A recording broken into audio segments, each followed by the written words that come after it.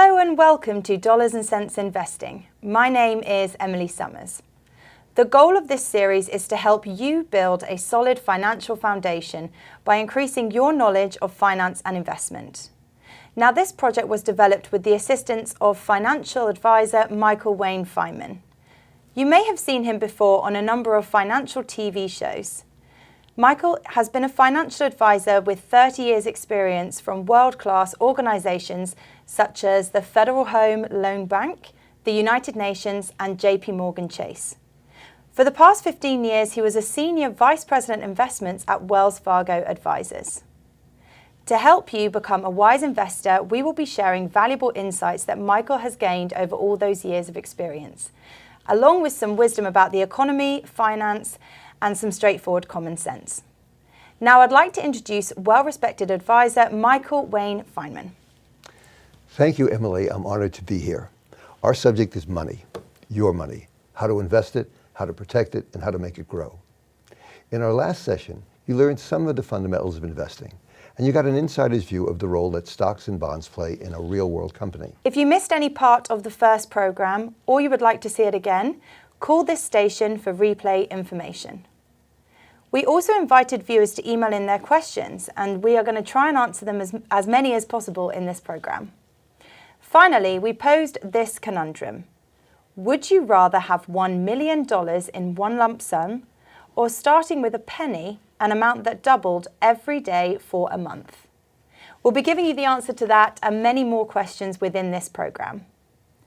If during this session you need any clarification or have any additional questions, then just email them to the address at the bottom of the screen now.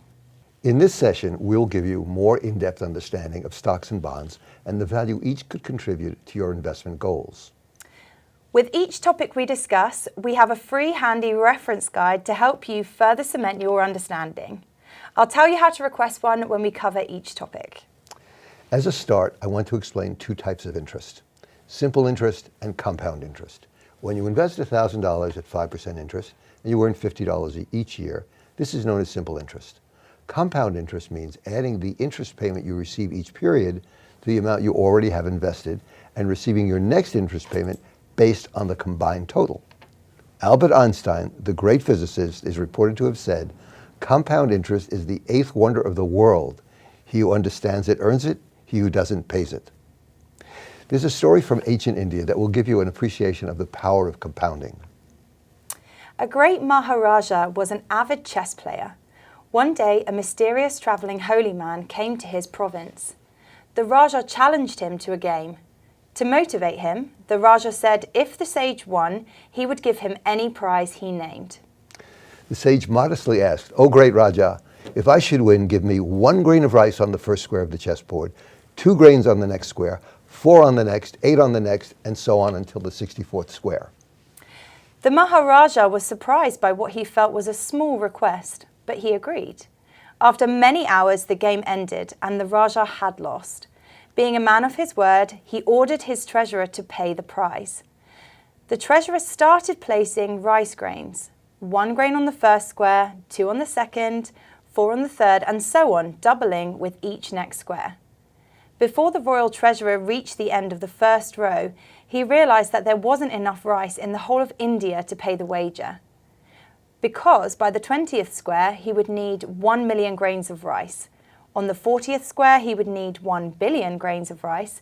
And finally, on the 64th square, it would take more than 18 quintillion. Now that's 18 billion billions, or about 210 billion tons. So approximately enough rice to cover all of India to a depth of about 3 feet. At that point, the holy man said, "O great Maharaja, on the path I travel, I have no need of riches. I see you are a man of honor. You can pay the debt over time by feeding the religious pilgrims who pass through your realm." And that is why, to this very day in India, weary pilgrims are given pa'al payasam, a rich, sweet rice pudding, and the Maharaja's debt is still being repaid. As the Maharaja learned, exponential growth is immensely powerful. Consider the question, would you prefer to have $1 million in cash right now or a penny that doubles every day for 30 days? Now, we all know there's a catch, but we don't understand what it is. It's hard to imagine that a penny doubling every day over even an entire lifetime could be worth more than $1 million. Yet, in reality, a penny that compounds every day for 30 days actually adds up to over $5,300,000. Well, now that's a lot of pennies. You bet. There's an easy shortcut to determine how long it would take to double your money. This is known as the rule of 72. If you want to know what interest rate you would need to double your money in 10 years, simply divide 72 by 10. So the answer would be 7.2%. But suppose you can only get 5% interest. Dividing 72 by 5 equals 14.4 years. So that's how long it would take for your money to double at a 5% interest rate. Now, we've examined interest rates that increase your wealth. Let's now consider forces that threaten to decrease your wealth. As we discussed in the earlier program, inflation is a thief in the night that can drastically erode how much your money will buy in the future. We are likely to live longer than any generation before. Social Security Administration data shows that a man aged 65 today can expect to live on average until age 84. And for a woman 65, life expectancy is about 86. Now, this sounds like good news, but that's 20 to 30 years past the traditional retirement age. Could your retirement money maintain your standard of living for as long as many years it took you to earn it? Because in just 20 years of inflation, just 4% would erode your savings purchasing power to less than half of what it is today. So in theory, that means what you can buy today for $100 in 20 years will cost you $220. Are you ready for that? Because that means the price of everything you need to maintain your standard of living will more than double. Food, clothing, housing, travel, greens fees, and healthcare. You already know that everything costs more than when you were in high school. Back in the day, your grandfather could buy a house for what a car costs today. To maintain your standard of living, your money must minimally grow at the rate that exceeds inflation. So Michael, what steps would you advise people to take in order to actually beat inflation? Well, the best advice would be to marry rich. The next best thing Very true. would be to invest in stocks. Historically, stocks have provided the best hedge against inflation. There are two reasons why. First, stocks historically have had a higher growth rate than other investments. Second, many stocks pay dividends. When you put the two together, potential growth of your capital and dividends, you have a neat package of a stock's total return. When you purchase a stock, you actually become a part owner of the company with voting rights and often a share of the profits. This is a very democratic form of capitalism.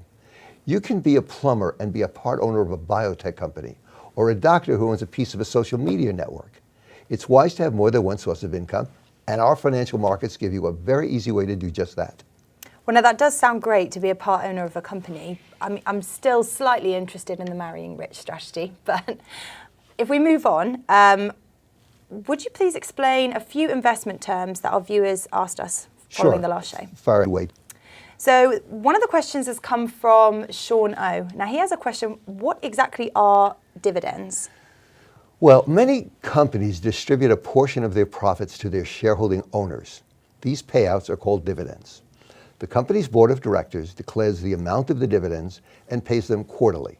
They're usually cash payments for each share of stock owned. Dividends can also be paid out as additional shares of stock. Okay, so it would be nice to be a part owner of a company and receive dependable payments each quarter. I assume it's quarter? Yep.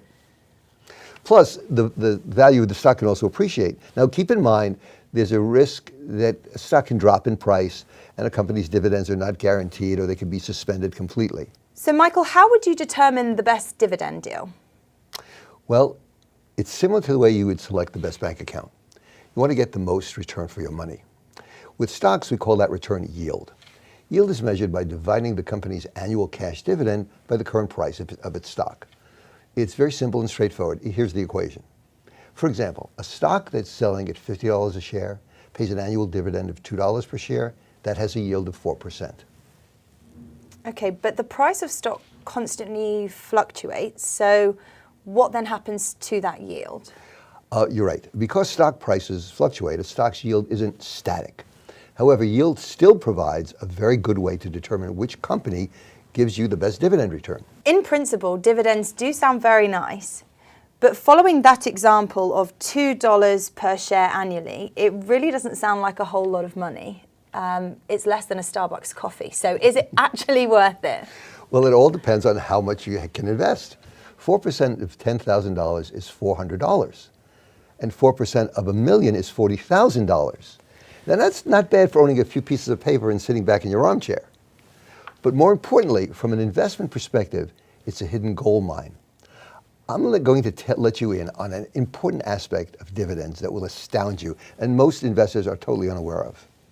You probably knew that the S&P index is the measure of the 500 largest American companies. What you probably didn't know is that in calculating the S&P index, companies' dividends are added into that value of the index, and then combined value of that is compounded year after year. Now here's the big surprise. In 2016, a white paper published by Hartford Funds showed that going back to 1960, 81% of the total return of the S&P 500 is attributable to reinvested dividends and the power of compounding. 81% of the total return. So that does put dividends in a slightly different light. But moving on from there, we do have a question from a viewer from last week. Eric would like to know about EPS. And what other yardsticks would investors consider? EPS is shorthand for earnings per share. It's a company's net income divided by the number of shares of common stock outstanding. Basically, EPS, or earnings per share, tells you how much a company earns for each share of stock. Earnings per share is useful in comparing an individual's company's performance quarter over quarter or year over year. It's not particularly useful for comparing one company's value with another, because even if two companies have the same earnings, they'll have widely varying numbers of shares, and the comparison would be useless. Financial analysts spend much of their time trying to estimate the future earnings per share of various corporations, because a company with increasing earnings is exactly what you want in an investment.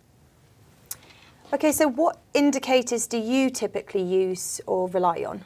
I look for companies that have a unique competitive advantage that enables them to command a greater return on invested capital. I use many different financial measures in conducting my analyses, but the first thing I look at is revenue. And why revenue? And why revenue? Well, if you and I were walking down Main Street looking for a business to buy, wouldn't the first question we'd ask the owner be, what's your revenue and is it increasing in value each year? Yes, it is. Which means the demand for whatever they're producing is increasing. Common sense. I want to invest in companies that are growing and making more money every year. Well, that makes good sense. So our next question actually comes from Tom W. Now, Tom wants to know what it means when a stock is ex-dividend. Very good question. The term ex-dividend date means without the current dividend. When a company's directors announce a quarterly dividend, it's payable to stockholders who are on the company's records on a certain date. And that's called the record date. For example, May 6th. Stocks bought today take 2 business days after the transaction to be settled.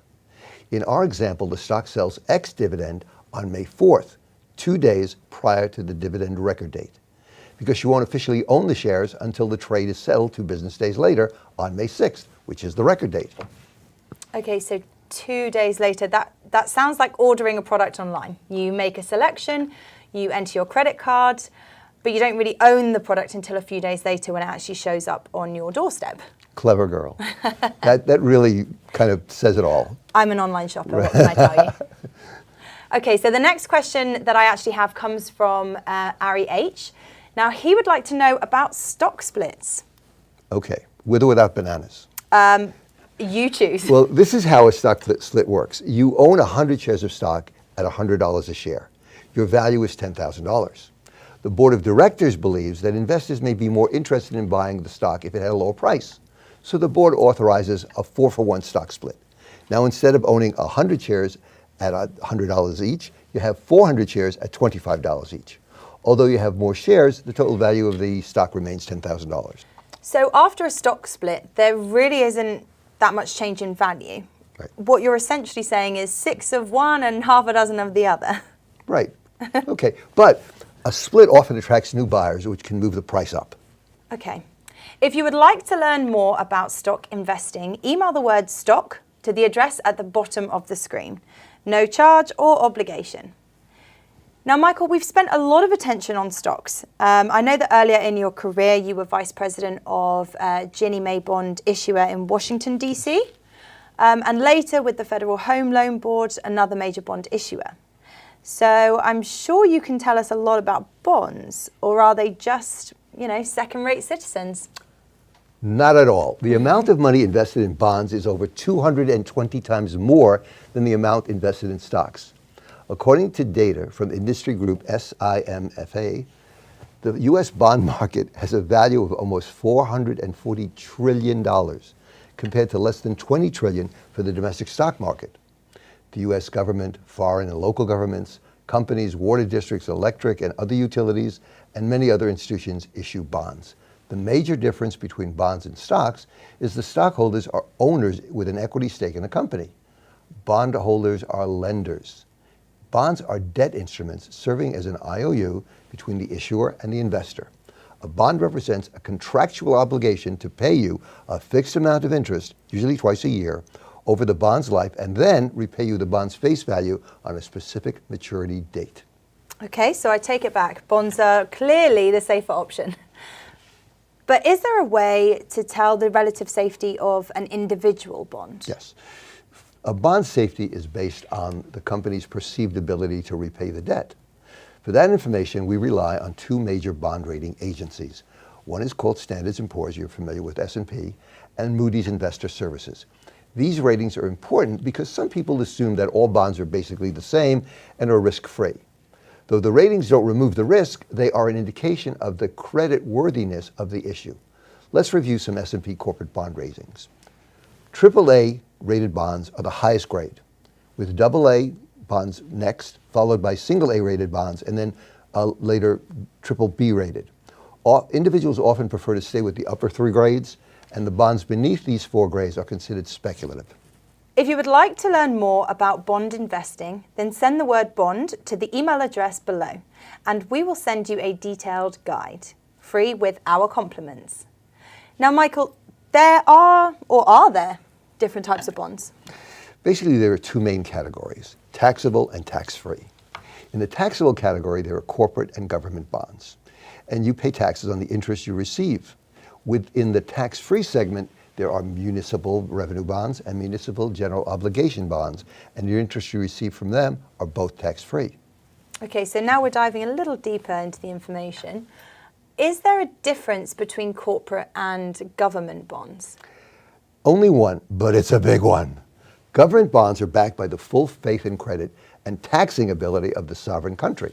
If that country is the USA, they are universally considered to be the safest investment in the world, virtually risk-free. Because the risk of loss in owning a U.S. Treasury bond is virtually zero, their interest rate is referred to as the risk-free rate of return. If you were approaching retirement, why take a chance investing in a high-risk investment when these bonds give you a virtually risk-free income and the return on your original investment? Many people agree with that, but the return is very low, and it's not always the best choice for everyone. Often a diversified portfolio with a mix of stocks and bonds offers better results. One size doesn't fit all, and that's why by law I'm required to get a comprehensive understanding of a person's financial situation before making any recommendations. Okay, so now we can take a look at how the upper class invests. Tell me about tax-free investing. Funny but true. I recommend tax-free bonds for my high net worth clients. The reason is that with the amount of money they already have, they're really more concerned with safety and capital preservation than with capital growth. However, you don't have to live in the Hamptons or Beverly Hills or Downton Abbey to benefit from tax-free municipal bonds. School districts, towns, cities, state municipalities issue these bonds. Tax-free bonds usually have lower interest rates than other bonds. So I thought you indicated that investors buy bonds for income.